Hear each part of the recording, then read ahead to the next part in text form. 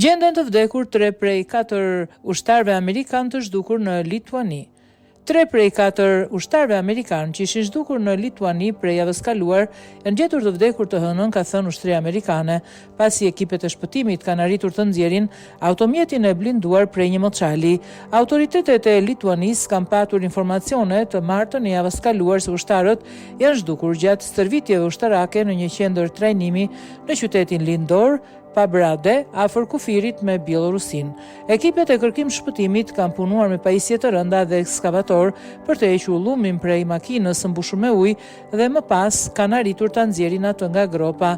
3 ushtarak amerikan janë gjetur të vdekur sot në Lituani, ka thënë zyra e ushtrisë amerikane për Europën dhe Afrikën përmes një komunikate.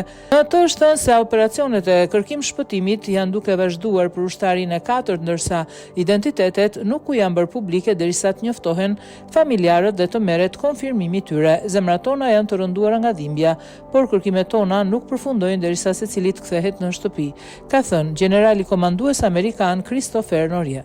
Qindra punëtor lokal dhe të huaj dhe pjesëtar të kërkim shpëtimit përfshirë, inxhinier dhe zhytës janë të përfshirë në kërkimet për të gjetur edhe pjesëtarin e 4 që ka qenë në makinën e blinduar M88 Hercules.